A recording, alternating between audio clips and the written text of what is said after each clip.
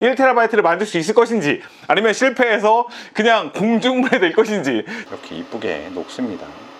네, 됐습니다. 오.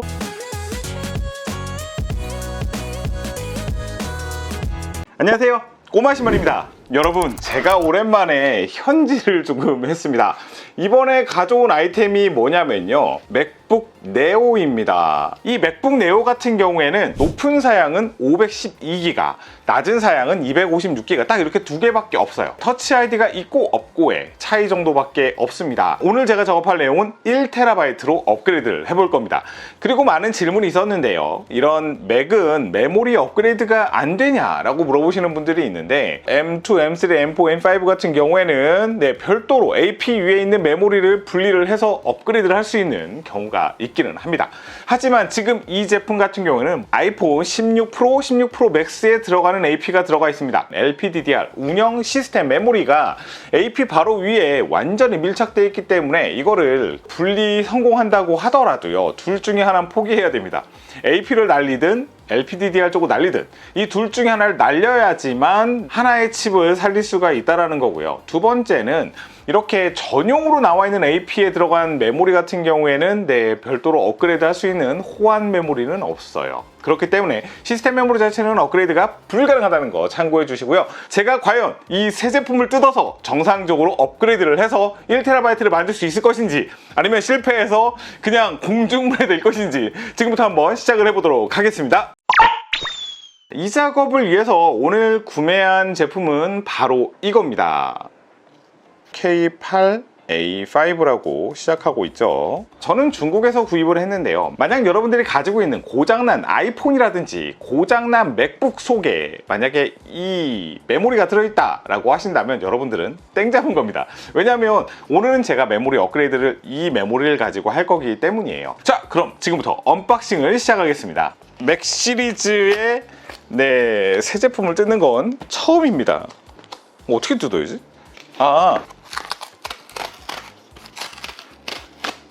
오, 뜯었어. 8기가 메모리, 256기가 저장 공간, 맥북 네오 13이라고 써 있습니다. 자, 매번 짝퉁 박스 언박싱만 주구장창 하다가 좀 신선하네요. 짜잔. 정말 새 제품입니다. 충전 케이블과 충전기가 들어있어요. 상자에 다른 건 없는 것 같습니다. 이것도 이렇게 나중에 중고거래 하시려고 깨끗하게 뜯으시는 분들이 있으시더라고요. 저는 이미 중고거래는 포기를 해야겠죠. 뭐 딴 거 안 하고요, 그냥 바로 뜯을게요. 요즘 제가 정말 사랑하는 드라이버가 이겁니다. 이 드라이버는 TBK에서 나온 건데 심플하게 동작합니다. 토크 조정도 가능하고요.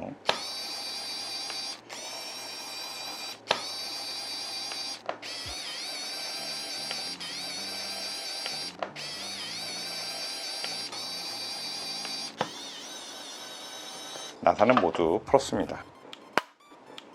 자, 내부는 이렇게 생겼고요. 메모리가 바로 보여요. 굉장히 심플하죠. 이 배터리 분리부터 해야 됩니다.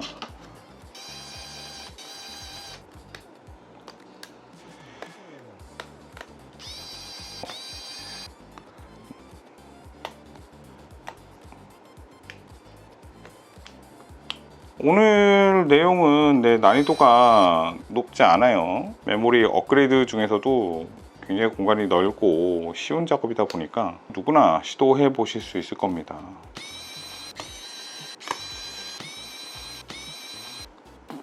메인보드 모양을 한번 살펴보도록 할게요, 여러분. 물론 예상이기는 하지만 여기 이렇게 좀 비어있는 부분이 아마 터치 아이디 쪽일 가능성이 매우 높다고 봐요. 그래서 터치 아이디가 있고 없고는 이제 이쪽에 회로가 있고 없고의 차이일 것 같은데, 어차피 터치 아이디 같은 경우에는 뭐 여기 있는 부품을 채워 놓는다고 하더라도 동작하진 않을 겁니다.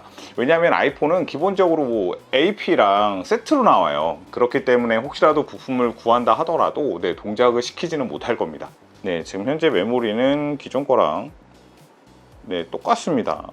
보시면 K5A4라고 써 있습니다. 호환되는 게 몇 종류 있기는 한데요, 지금 제가 찾은 건 요거 하나입니다. 자, 그러면 저쪽으로 넘어가서 한번 작업을 시작을 해보도록 하겠습니다. 자, 메인보드가 길기 때문에 힘을 받는 쪽에 고정을 해주는 게 중요하고, 지금 이쪽 주변에 보시면 열에 약한 소자들이 많기 때문에 열 차단 테이프를 붙이도록 하겠습니다.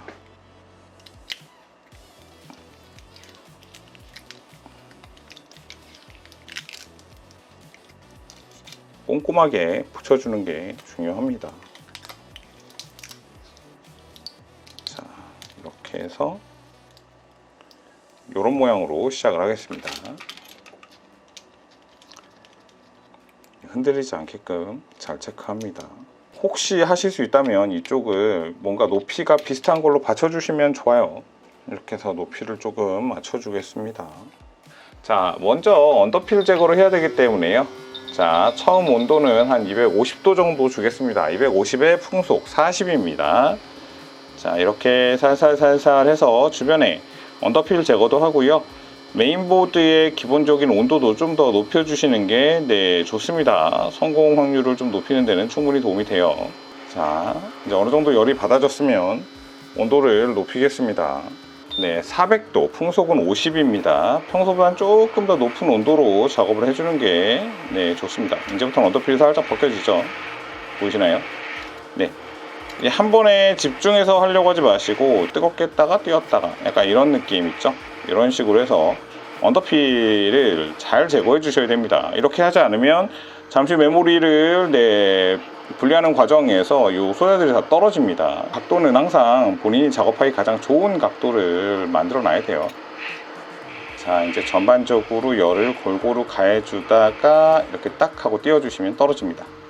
지금 보시면 뭐 접점이 떨어졌거나 그런 곳은 보이지 않습니다. 그 다음에 제가 온도 조절을 처음 해보니까 그럴 수도 있는데, 여기 보시면 이렇게 볼락 같은 게 묻어있는 것처럼 보이시죠? 이렇게 올라오기 전에 작업을 끝냈어야 되는데 좀 지나쳤다는 뜻입니다. 지금은 회로가 좀 이렇게 타이트하게 붙어있지 않으니까 상관은 없는데, 만약에 모바일 프로세서 쪽이었다 그러면 조금 위험할 수도 있는 상황이에요. 자, 먼저 이쪽 사이드에 붙어있는 이런 언더필들부터 제거는 좀 해줄게요. 이게 소자들하고 붙어있어서 띄워주는 게 좋습니다. 시간이 걸려도 조금씩 띄워주면 됩니다. 자, 이제 가운데만 좀 남았습니다. 언더필은. 자, 이쪽은 저희가 플럭스 좀 발라주고요. 자, 인두기로 납을 좀 발라줍니다. 세척제로 닦아보겠습니다. 자, 지금 보면 깨끗하게 정리가 됐습니다. 그죠? 자, 그러면 새로 실장할 메모리에다 볼랍을 올리겠습니다. 원래 기존에 이렇게 구입할 때 보면 리볼이 돼 있어요. 돼 있기는 한데 이게 몇 도짜리로 어떻게 한 건지 알 수가 없어서 다시 리볼링을 해요. 플럭스 살짝 발라주고, 자, 인두기로 납을 살짝 묻혀주면 기존의 납들이 이렇게 잘 묻어납니다. 자, 이 상태에서 다시 한번 솔더윅을 사용을 하는데요. 솔더윅은 가급적 이렇게 0.5에서 1cm 정도 접어놓고 사용하시는 게 좋습니다.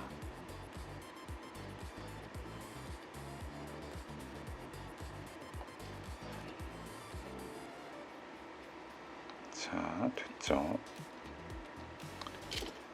자, 다음은 스텐실을 올리고, 자, 솔더 페이스트를 사용을 합니다. 자, 가급적 좀 높은 온도대를 쓰시는 게 좋아요. 자, 385도 풍속 40으로 열을 가하면 이렇게 이쁘게 녹습니다. 가끔 저렇게 잘 안 붙는 애들이 하나씩 있어요. 이렇게 굴려만 주세요. 살짝 눌러서. 그러면 다시 열을 가하면 애가 붙습니다. 그쵸? 붙었죠?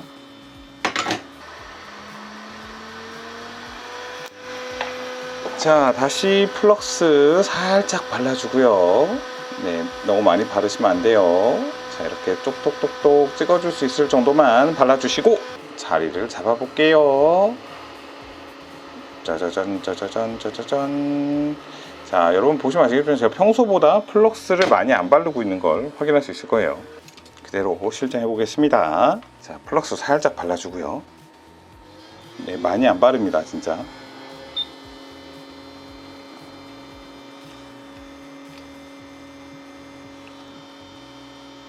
방향 맞춰서 자 이렇게 중앙에 맞춰주면 됩니다. 최대한 중앙에 맞춰서 놓고 자 385에 풍속 40입니다.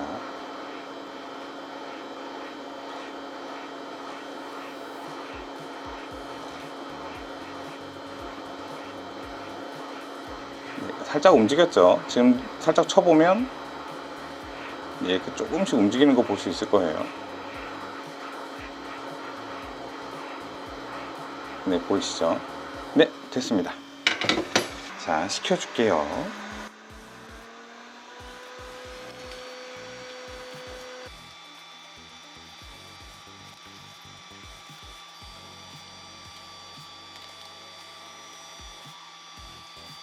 자, 마지막으로 메모리 주변에 묻어있는 플럭스를 제거를 합니다.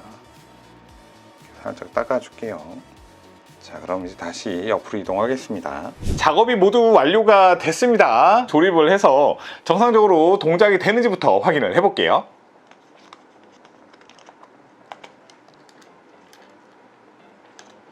얘는 토크 조정이 되기 때문에 민감한 기기를 사용을 할 때 매우 유리합니다. 아이폰이라든지 이런 스마트폰 작업을 할 때 가장 특화된 드라이버예요. 물론 가격은 조금 아쉽습니다. 가격이 10만원은 넘지 않는데 이런 전동 드라이버 중에서는 얘가 최고라고 전 자부합니다.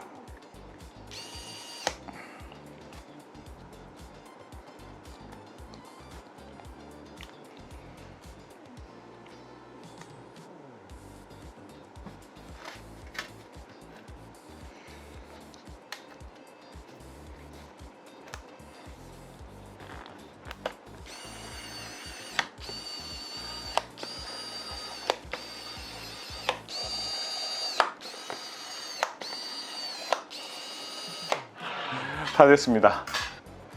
자, 과연